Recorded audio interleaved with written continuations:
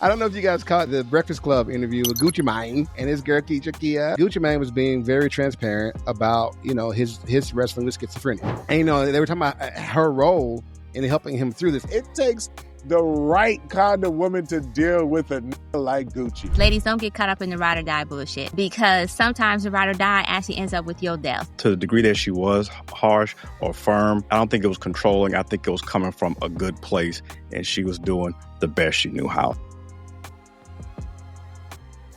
I don't know if you guys caught the Breakfast Club interview with Gucci Mane, right? And his girl Keyshia Ka'Oir, right? She looked kind of cute. Anyway, they did an interview, and Gucci Mane was being very transparent about, his wrestling with schizophrenia. All right, all jokes aside. And they were talking about her role in helping him through this. I know a lot of people thought that when Gucci Mane came out of prison, he got cloned like Tyrone. They're like, he's real different, but he was going through some things apparently, and she has been helping him through those things, right?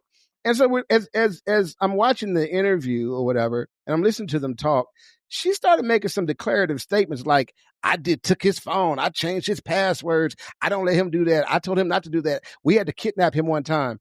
Like, whoo, you know what I mean? And so I'm thinking about how much men are asked to be, to do the shadow work, to work on themselves, to confront their demons, and to be transparent and to be vulnerable. And it got me thinking, when men open up, are they truly being supported in this day and age, or are they just giving ammunition to somebody to take advantage of them, to use against them, to control them? Is this therapy culture that we have, is it creating real transparency, or is it just giving people leverage? You know what I'm saying? So if vulnerability is being weaponized right now, that's something I think we should talk about. And I'll wait to the end to say how I feel about what she did and whether she was weaponizing, but it definitely, it smacked of something. Right. So what are you guys' thoughts on that? I don't know if you caught the interview, you got a chance to see it. What are your thoughts? I'll go. I see I'm jumping off the mic today. I don't mind. I'll take the first hit on this one. So there's a bunch of pros and cons to this, right? I'm sorry. I was thinking something wildly. Go ahead. Pause? Yeah, thank you. Mental pause? Okay. Yeah, thank you. Lord have mercy. So with that being said, there's some pros and cons to this approach, right? And so I understand the ideal of her potentially weaponizing this, but let's be honest. Keyshia basically just talked about her experience, right? As far as navigating the mental health challenges that came in her marriage. And she dealt with it, managing a serious diagnosis amongst the public scrutiny, as well as maintaining the relationship. It's already hard to maintain a relationship when you're in the public eye as a celebrity, much less one with mental health issues, Kanye West as an example. And so it's like, I think that we may issue her a little bit of bail, but let's talk about the pros, right? So one of the things that she did was commercialize it, right? And at first, when I first saw that she commercialized, I think she charges $525 a pop. I was like, oh, that's some shicey ass shit right there. How you going to charge for this service? But then I realized, wait, it's business. Everything is business. And she has firsthand experience with this. And she's not saying that. She's basically saying she's a real life coach. I put quotation marks on this for coach, for the purpose of mental health, to help other couples navigate through that.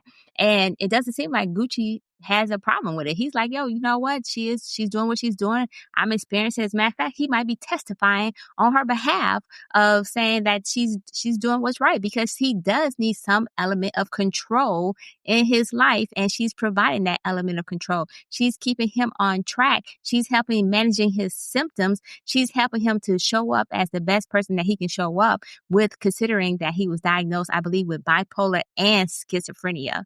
And so I think this was a good thing to open up about mental health issues and to put it on the world stage, right? This is a celebrity, and oftentimes mental health awareness, we have Mental Health Awareness Month, and we have Mental Health for Men's Month, but no one really does anything during those months, really, except for the main one. But for men in particular, no one really does anything. And so we talk about we need to be more concerned about men's mental health. Well, this is a great opportunity for her to put that on blast, right? Like, hey, let's be concerned. Here's an example. He could serve as a role model, or not necessarily a role model, but he can serve as a model of what happens, what we can do, and confronting those issues. So I think that's a pro. It also helped destigmatize the relationship between Black men and mental health, because women, we run therapy in a heartbeat. And so, but Black men don't necessarily seek out therapy in the same shape, way, manner, and form. So this is another way, especially somebody who's supposed to be all hardcore. He was a rapper and all this good stuff. And now he's saying, hey, I have mental health issues. I'm confronting this. So I think this destigmatizes it for the men. And last but not least, technically, as a pro, this is the last pro, I believe that this is opportunity to bridge between what's considered mainstream therapy and relationship coaching, right? Because a lot of men or couples may not be comfortable with the mainstream therapy style, and they can go to this person who experienced it, has real life experience in managing and so forth, and get some tips, hints, and tricks and all that good stuff to make it easier for them to manage. And however, unfortunately, here's some of the cons coming through. Unfortunately, she's not licensed. She's not a licensed therapist. There is some danger in this. So unless she has a disclaimer like we do at the top of the hour, make sure you pay attention, then there's a problem with the fact that she's doing this unless there's a disclaimer. And the people who are engaging in her consultation services need to be aware that this is not a licensed practice. And as a matter of fact, this may actually throw some shade, i.e. some, I'm going to say blur the lines between what's licensed and what's not. Because as we know, people tend to take and run for truth whatever celebrities say from some strange, odd reason. And so I think that's another element that's a con. As far as the pricing, like I said, it was business. She basically just figured out a way to monetize it. Now, for Gucci purposes, my only question for him is he safe, though? Because having so much control over somebody's life can actually be an issue of dependency, and that issue of dependency can actually lead to an abusive situation. Now, I'm not saying that's what she's doing, but there's a possibility that that may exist. So I just wonder what's the give and take exactly in that relationship. And I'll land there. Did we just do a SWOT analysis of her business? Is that what that was? Did we suggest her strengths, her weaknesses, opportunity? What the fuck? I didn't know this was a Keyshia Ka'Oir fucking dissertation of her business model. Who gives a fuck? This was supposed to be about a man's healing journey. And I'm like, what the fuck is S&M talking about in regards to, well, you know, it depends on her price. Does she have this? Who gives a fuck? I don't think her name was even in these goddamn notes. So What? first, it said weaponized vulnerability. We're talking about in relationships, ma'am, not going out there and like signing up for some fucking service. He was talking about if you're a man, for example, and you're in a relationship with somebody and you're dealing with certain type of mental issues and you're vulnerable, can that person take advantage of you? So, for example, please move aside, ma'am, so we can talk about the real conversation, right? For example, we have heard stories about, for example, Wendy Williams, right? Or even better, what's the one? Britney Spears. So sometimes people use like a person's mental state or incapacity or whatever you want to call it to gain access to their, you know, their funds, their money, their careers, etc. Right? So yes, there's been plenty of cases where loved ones will take advantage of your ass when you're just out of you know, not able to take care of yourself. Now that's not the case here. Now, getting back to what Jay was talking about, the interview in regards to how Sheem came across, because I saw that, Jay, and I felt kind of the same way. Initially, you're like, damn, you know, she's holding him down. We all heard the stories. She was a part of and probably largely responsible for his going through jail, coming out, looking as fit, being as healthy, being as problematic, maturing as much as possible. So she probably gets a lot of credit. And so we love that in our community, seeing a woman holding her man down. I think he had like 2 million. Boom, she multiplied it, right? So for a lot of us, Keyshia Ka'Oir probably can't do no wrong because this is a great example, or so we think or thought, that, hey, this is like, you know, love. Like how you support each other, hold each other down, ride or die, all of that. We've seen Gucci's past. This is the best that we've seen him. Right. And so she obviously is a big part of that. But in the interview, though, the part that Jay referred to, I was like, just a little bit, because there was a part when she was like, well, he'll do this. And when I know that, hey, you're sick, go sit down over there. And I remember thinking to myself, because the thing that she was describing, they weren't things that automatically you read as schizophrenic. It might have been like, oh, he didn't want to talk. Right? Now, I get the whole typing and putting a period after. Okay, I get that. But sometimes a person may not want to communicate. Are you believing that's another episode, or are you giving him the space because he's working through some things? So that's what kind of made me just a smidgen concerned in regards to whether or not there may be more of a controlling situation there. But the minute that I thought that, I then looked at Gucci. And you have to recognize that it takes the right kind of woman to deal with a nigga like Gucci, okay? Okay, and you know how I know? Because somebody would probably say that about my wife, right? It take a right kind of woman to deal with some of us crazy motherfuckers. Now, I may not be certified like Gucci is in regards to the schizophrenia and all that. Plus, I'm not selling a book. But in terms of my personality being outsized, in terms of sometimes people think I'm a bit much to handle. So I do get that a woman like her in her position, she got to be strong. She got to be able to kind of, be able to talk to him. And more importantly, I think he has to submit to her to do that. So it made me realize that, like, I get it from outside looking in, certain things like, ooh, I wouldn't do it like that. But given the information available to us, it looks like a couple that supports each other, that trusts each other, right? That leans on each other. And she seems like a woman who's like, hey, man, I'm going to hold my man down. I'm going to do whatever it takes, even if it's against him. Because, I mean, again, if you know a little bit more about Gucci, you know he ain't the most, docile nigga out there, right? So he has to be willing to submit to her. And she also, I think, has to be responsible with that submission. And I hope for both of them that's the case, right? And lastly, I'll say this, though, because I think the part when it comes to vulnerability that men feel the most concerned about is it being used against us or being thrown back into our face. Right now, I think that might have been a little something that we might have seen too, because obviously they're talking about it openly. But I don't get the impression that maybe that's an issue in their relationship. But in general, part of the reason why men don't speak to their women or women in general is because they fear losing that mantle. See what I did there? Right? The idea that I'm strong and I'm never going to weak and I don't want to be a bitch and I'm supposed to uphold it. So when you find a woman that you can be vulnerable with, that you can be honest with, that can see you at your worst, and she's still going to ride with you, that makes it a lot easier to submit to that woman, right? Because she was with that brother for a very long time and she held it down. So I get it. And I get why men are concerned about the vulnerability. I would just say, listen, man, if you can't feel vulnerable enough to discuss certain things about yourself with your woman, at least get some help. You know what I'm saying? Because listen, your woman may not be qualified, like maybe she's not qualified, right? And so it is important to S&M's point to try to get some help and make sure that you are being cared for by professionals.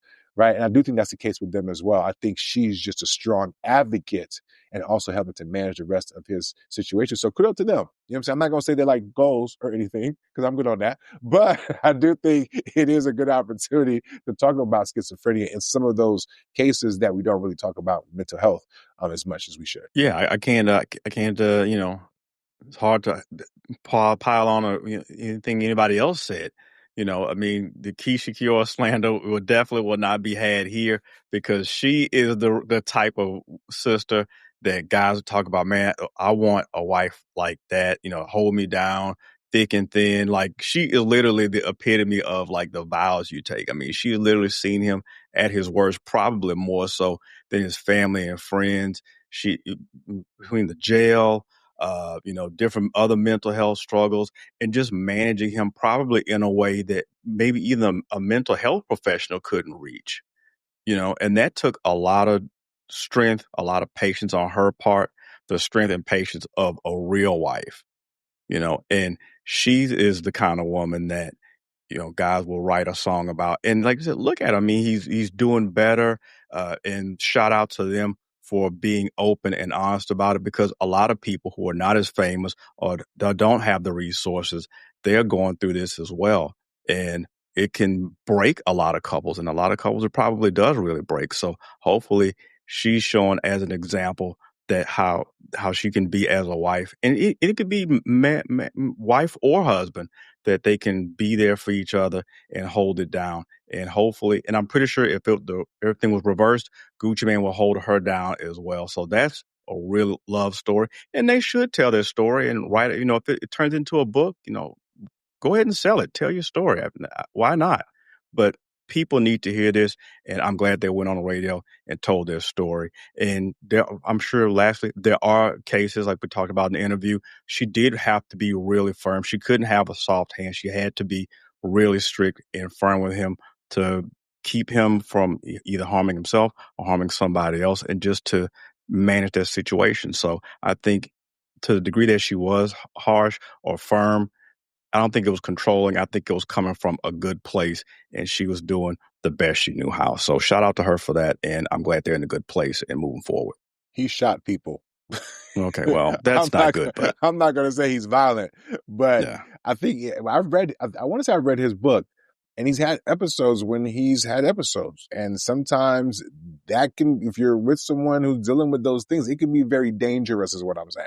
Yeah. So I do understand the need for her to kind of, I'm sorry, go ahead, Jay. No, I was going to say that as I looked at it, I had all the feels I think everybody had, you know what I mean? As a man who is very protective of his autonomy, you know what I'm saying? I'm listening to the way she's talking about him and what she would not let him do. The thing, I changed his passwords and I ended this. And, and one time we had, like I said, she got his bodyguards and, she had power of attorney over him. So she had him picked up against his will and taken he got him committed. And they wanted to get him one of those things where he could sign himself out. She's like, no, he can't sign himself out. I'm a power of attorney. He got to stay here till he runs the program. And some people might say, man, Wendy Williams, right? But I think that what you have to look at is intent, consent, and then the outcome, right? The intent, everybody, I don't think there's anyone who will say that she has not made his life, his presentation better, right? From the outside looking in, it looks like he is operating at a higher level than he was before. He is a higher functioning man. He is just a more successful individual, right? So clearly whatever they're doing in their relationship is working. And that's what I want to key in on, right? Is that it would be control. It would be domineering if he hadn't given her that level of control, if he hadn't given her that level of authority. And why did he give it to her? Because he trusted her, right? He didn't just trust her with his secret, with his mental health struggles. He trusted her to be able to tell him when he was tripping. A lot of people need that in their relationships. You need somebody to tell you when you're tripping.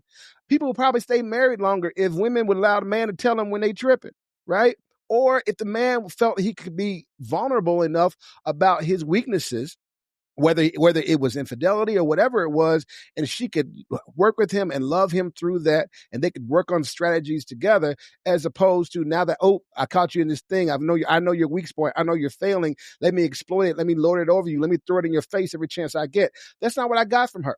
Right. And I was listening closely, right? Because I'm listening to everything and I'm seeing what her reasoning is and all of that. And even she would tell they would involve the friends. And she would say, hey, she would tell his friends, listen, if you start getting crazy texts from him, I know then that means he's going on the episode. Let me know so I can make the changes before he goes out and does something that destroys his whole brand.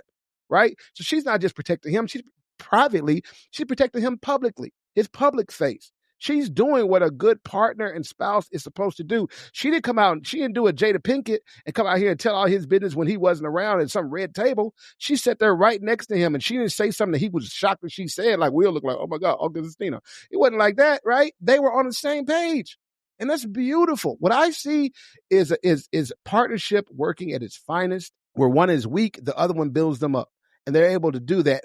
And I wasn't quite sure till I listened to him talk about the verses. Right? Them talk about him going on to do the verses and how initially she was dead set against it. She was like, no, I don't want you to do it. Don't do it. I don't want you to do it. And he was like, no, I'm doing the verses.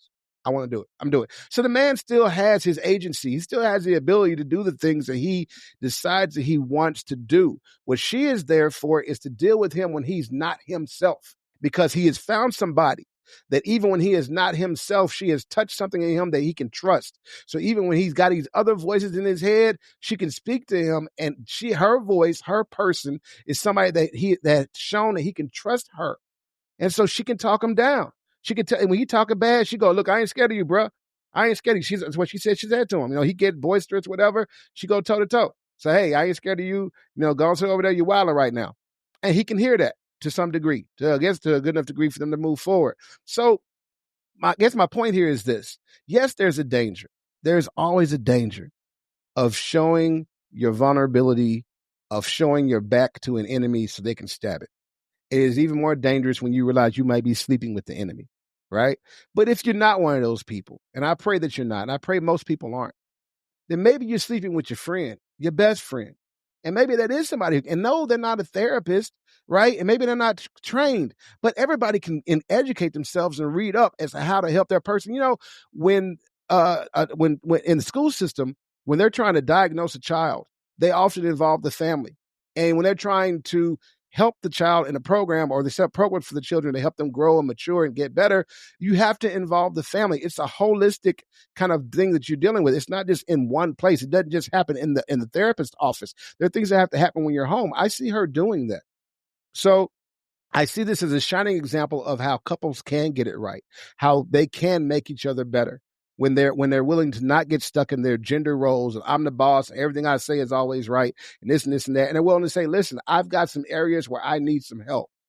And can I trust you to help me? And she shows up and says that she can, or he shows up and says that they can. And that's a great thing.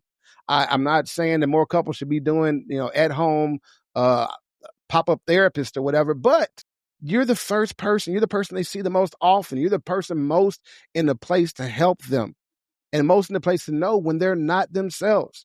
So, I'm a very big fan of what she's doing. I'm a very big fan of the couple. No, it's not couple goals. I don't want their struggles. I don't want nothing they got. But I do love their partnership. I applaud it. And if there is a danger and vulnerability, it is exacerbated by the danger of choosing and trusting the wrong person. I think that's where the focus should be. Not in how much you share, but who you choose to share it with and who you choose to share your life with.